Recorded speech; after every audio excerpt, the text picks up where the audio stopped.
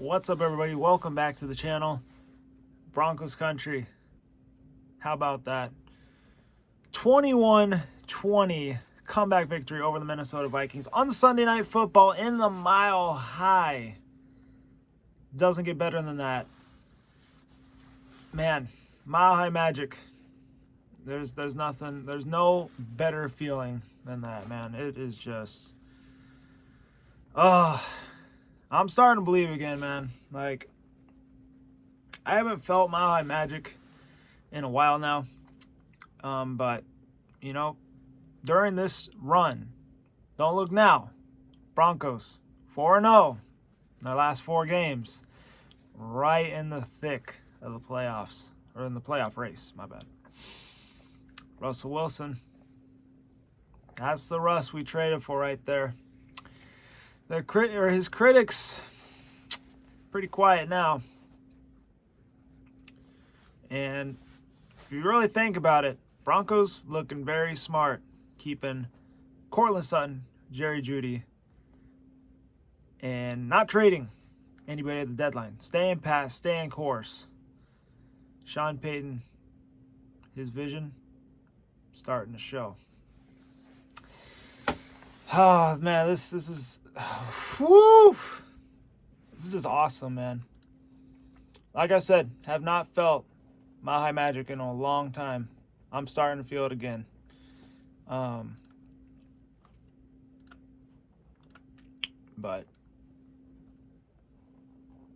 yeah, I mean, Sean Payton, he's just changed the culture in Denver. I mean, this is exactly what the team needed. Super happy for Garrett Bowles, Justin Simmons, though. All they've done their entire career with the Broncos is lose. But when you look at them on the sideline after the games and you see the smiles on their face, you know, instead of the frowns, it's just, man, it's amazing.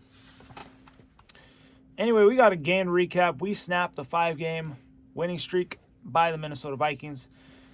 I got to give credit to Joshua Dobbs, though. You know, I kind of was like, okay, he's going on a fluky run. He's a career backup quarterback. He actually played pretty good tonight. I was starting to think that we might lose this game until we held them to a field goal. Then I was like, you know what? Time for that Mile High magic. You know, I feel it. You know, it's in the stadium. I think Russ is going to drive him down. He's going to get this touchdown. It's exactly what happened. I live streamed everything. I was like, you know what? Got to believe. Even everybody in the live stream was saying, you got to believe. You know, we believe together as fans. And look what happened. Amazing things happen. But, yeah, Broncos now on a 4-game winning streak.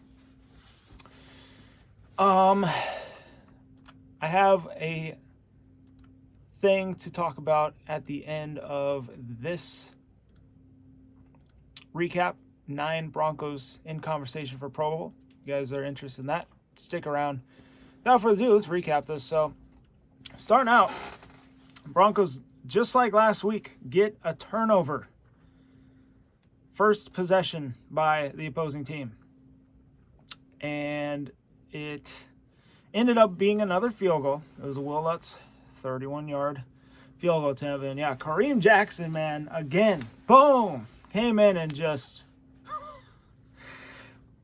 whoo, he just whammed Joshua Dobbs.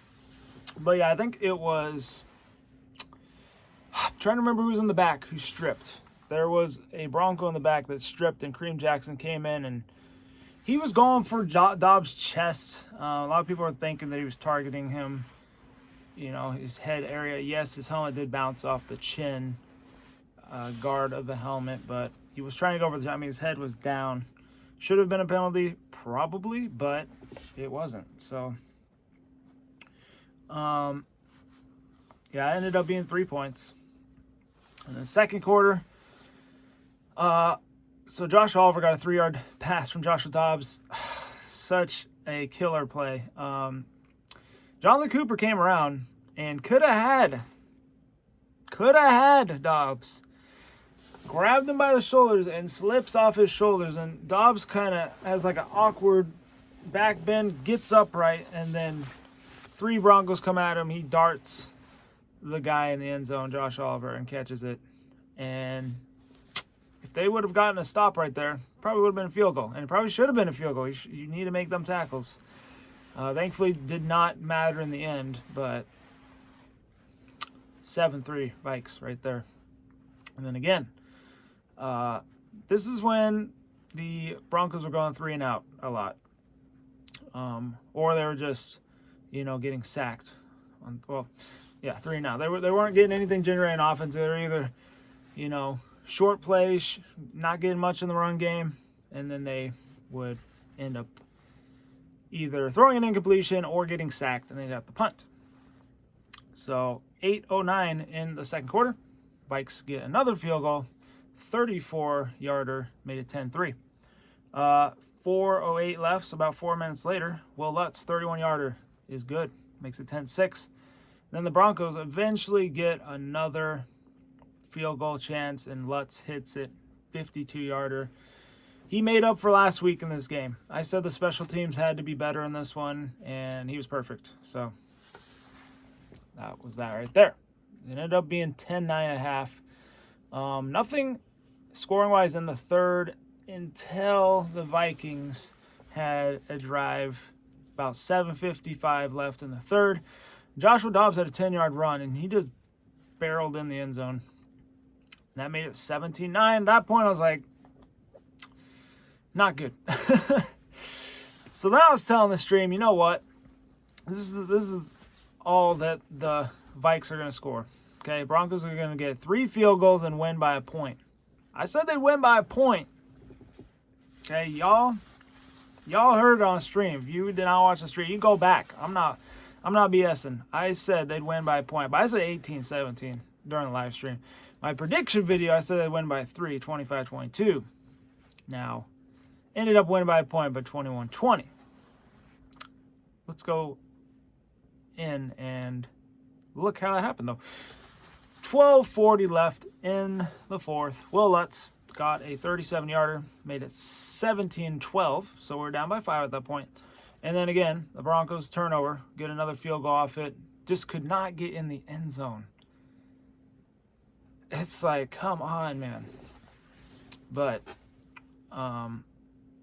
get another Will Lutz field goal, 29-yarder, made it 17-50. I was like, okay, we're going to get the ball back, win by a field goal. So, 3:17 left. Greg Joseph, 30-yard field goal for the Vikes. The Vikings, actually, I thought we were going to get the ball back, but no, they pulled a fake punt. And the dude ran to the outside, got like 31 yards. I was like, oh my gosh. It was such a killer. And I could feel it in my heart, man. My heart started pounding. I was really nervous at that point. I was like, oh man. I was like, this sucks. I was like, well, Broncos, they hold them to a field goal here. They got a chance. They can win this game. If they give a touchdown, it's not going to happen. Or I don't think it's going to happen. It would have been really hard if they gave it to them. Then they would have been down by 2 possessions with less than 3 minutes. So, yeah, I don't think it would happen to them. So, yeah, it was crucial they held them to a field goal. And I guess they just trusted their defense because they held the Broncos out of the end zone all night. But it's always a great time to have your first touchdown of the night.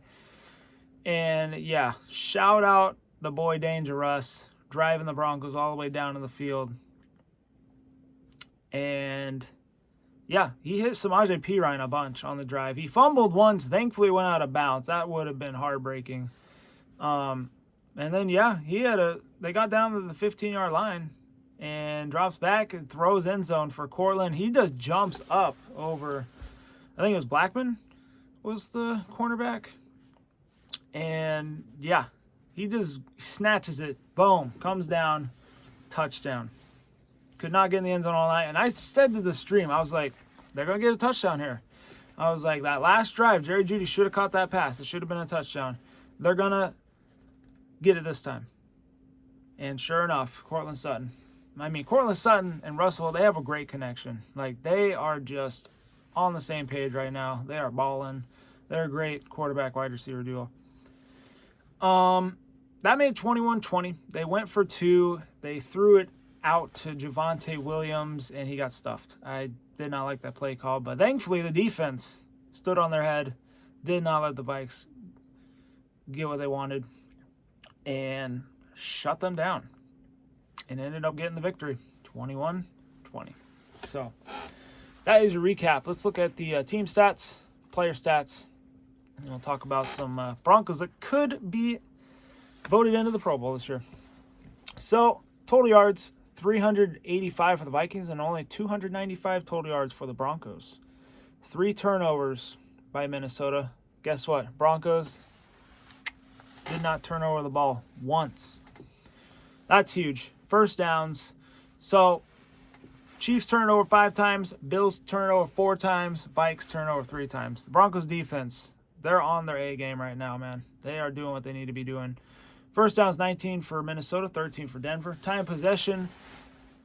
Now, this is the crazy part. Minnesota actually kind of dominated the time possession. This one, they almost had 10 minutes more time with the ball in this game and still did not end up winning. I keep preaching the Broncos, that's the recipe for winning. They need to dominate that time of possession.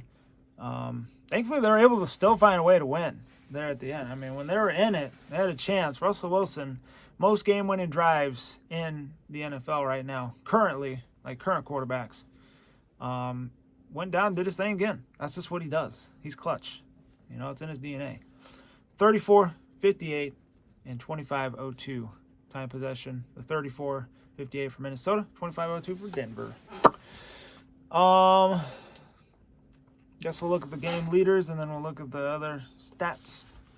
Josh Dobbs, he was 20 for 32, 221 yards, a touchdown and an interception. Madison, 18 carries, 81 yards. He actually had a pretty good run game. Hawkinson was 4 catches, 55 yards. Couple plays, I was like, wow, how's this guy getting open? Why can we not cover him? And then towards the end, they put Justin Simmons on him, and man, he locked him down. I was like, all right, there you go. Russell Wilson, 27 to 35, 259 yards and a touchdown. Very efficient, man. That is the Russ. That's danger Russ right there. 11 carries, 37 yards for Javonte Williams. Yeah, did not get the running game going that well. Still won, though, man. They still found a way. It's incredible. 4 receptions for 66 yards and a touchdown for Court. Man, he was awesome. Ty Chandler, 10 carries, 73 yards for the Vikings. So I'm going to look at the rest of their stats. We'll go to the Broncos here in a minute. Receiving. Everybody on the Vikings, they had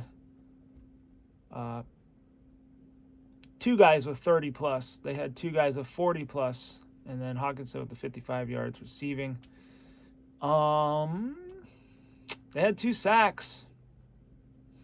That was Danielle Hunter, who the Broncos could be interested in this offseason, and DJ Woonham.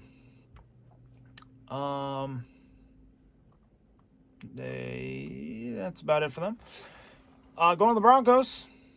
Yeah, that was the running game. The next leading rusher had a carry for 7 yards. That was P. Ryan.